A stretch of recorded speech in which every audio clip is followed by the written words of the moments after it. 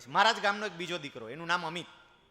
સાહેબ, હું સરકારમાં આવ્યો એ પહેલાં હું કોચિંગ કરતો હતો, કારણ કે મારે એમકોમ પૂરું થયું પછી કમાણી કરવા માટે મેં ટ્યુશન કર્યા હતા. મારો એક વિદ્યાર્થી હતો અમિત, 12 કોમર્સની અંદર. એ છોકરાને 65% આવ્યા. હું 20 વર્ષ પહેલાંની વાત કરું છું. એ મને મળવા માટે આવ્યો.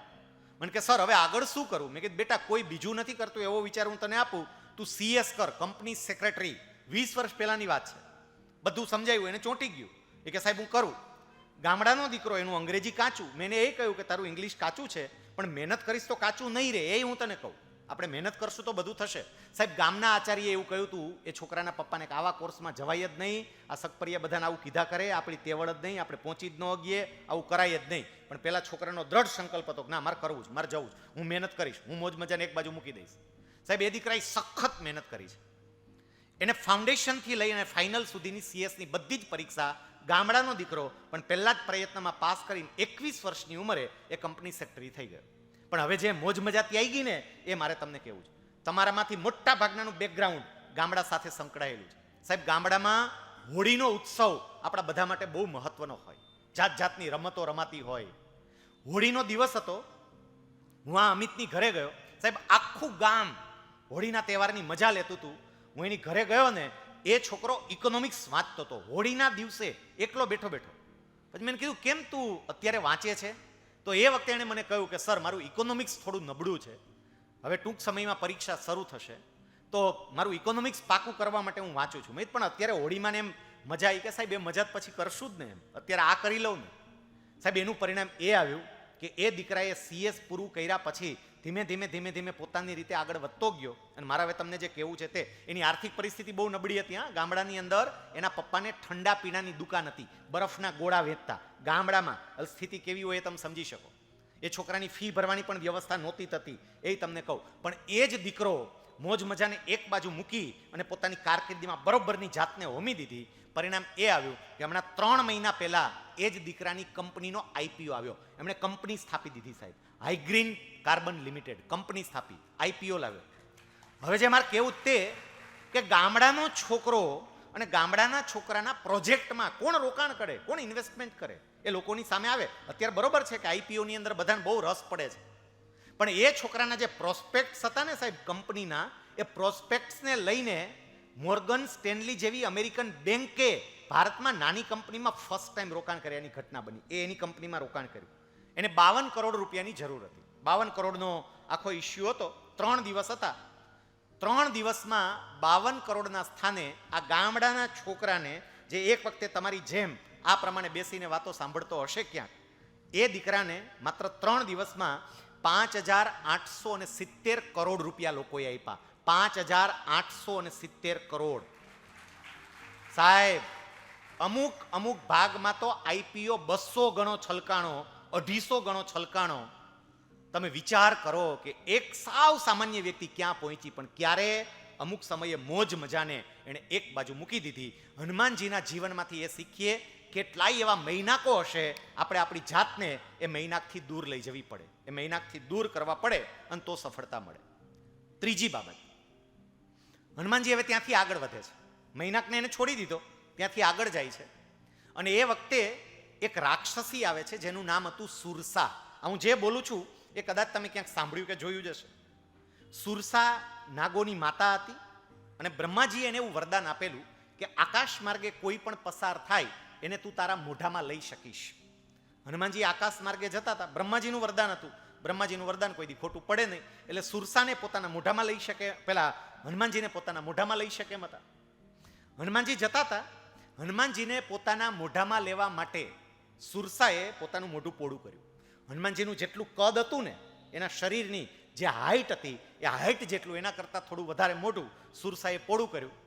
હનુમાનજીએ જોયું કે સુરસા આવી ગઈ છે, બ્રહ્માજીનું વરદાન છે, એટલે એના મોઢામાં જવું પડશે. પણ જો એના મોઢામાં ગયો તો માં સીતા સુધી હું નહીં પહોંચી શકું. સાહેબ, સુરસાએ મોઢું પોળું કર્યું એટલે હનુમાનજીએ પોતાની પાસે રહેલી 8 પ્રકારની સિદ્ધિમાંથી મહિમા સિદ્ધિનો ઉપયોગ કર્યો.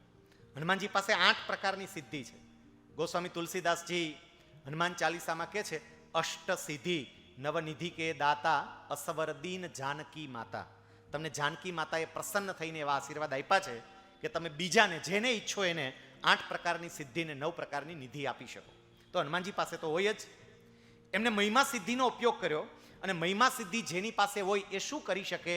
તો પોતાના શરીરને એને જેટલું મોટું કરવું હોય ને એટલું મોટું કરી શકે. હનુમાનજીએ પોતાના શરીરને સુરસાનું જેટલું મોઢું પોળું થયું હતું ને એના કરતાં બમણું કરી દીધું. સુરસાના મોઢામાં જાય જ કેમ? પણ સામે સુરસા હતી, એની પાસે સિદ્ધિ હતી.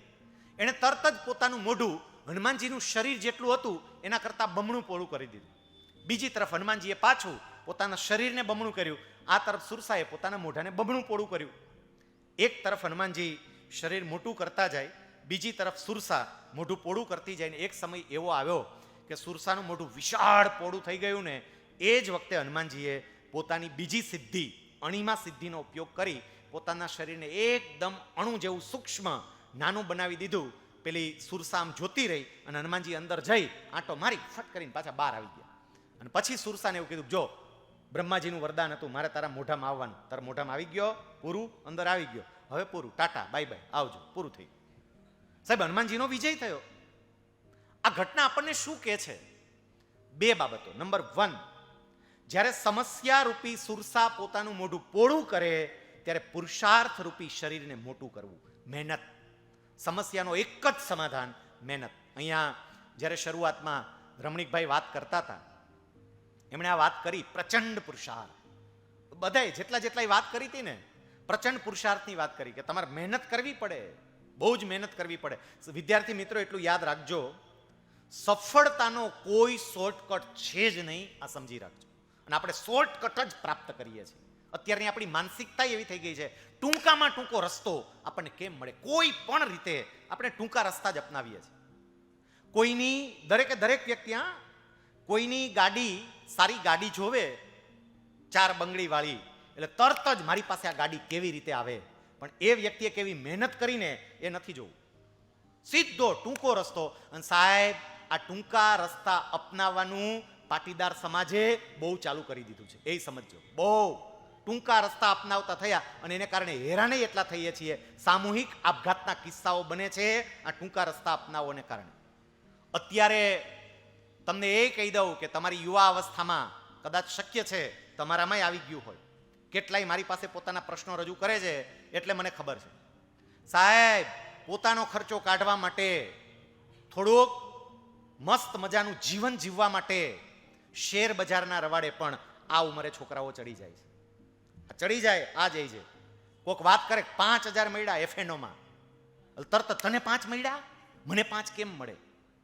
સાહેબ, ઘણી વખત આ બીજી વ્યક્તિઓની વાતો સાંભળીને આપણી ક્ષમતા ન હોય તો પણ આપણે એવું કામ કરી જઈએ છીએ કે પછી પસ્તાવાનો વારો આવે છે. મારે તમને એ કહેવું છે કે એટલું યાદ રાખજો, સફળતાના કોઈ શોર્ટકટ નથી અને કમાણીના પણ કોઈ શોર્ટકટ નથી, એ સમજજો. અને કદાચ ટૂંકા રસ્તે કમાયા ને તો એ કમાણી ટકશે નહીં, એ લખી રાખજો, એ જતી રહેશે. મહેનત કરીને જે કમાયા હશો એ ટકશે, ટૂંકા રસ્તે નહીં ટકે. અને અત્યારે કમાવા માટે તો નથી જ આવ્યા, એ સમજો. આ હું એટલા માટે બોલું છું કે યુવાનો મારી પાસે પ્રશ્નો રજૂ કરે છે અને કોલેજ કાળ દરમિયાનના જ આ પ્રશ્નો આવે છે, એટલે હું કહું છું.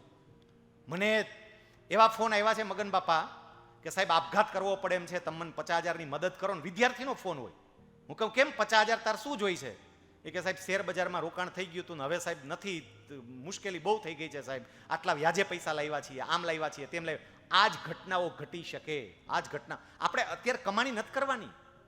તમારે અહીંયા માની લો કે દરેક વ્યક્તિ જરાક વિચારજો કે તમારા માતા કે તમારા પિતા તમને એવું નથી કહેતા કે અત્યારે કમાઈને દ્યો મને, અત્યારે તમને ભણવા માટે મોકલ્યા છે, મારે ભણવાનું છે. આ બાબતથી હું વિચારું કે શોર્ટકટ ટૂંકા રસ્તે મને કોઈ જગ્યાએ સફળતા નહીં મળે. એટલે પ્રચંડ પુરુષાર્થ, મહેનત. અને જે વ્યક્તિ મહેનત કરે ને સાહેબ જીવનમાં બધું કરી શકે, એ સમજજો.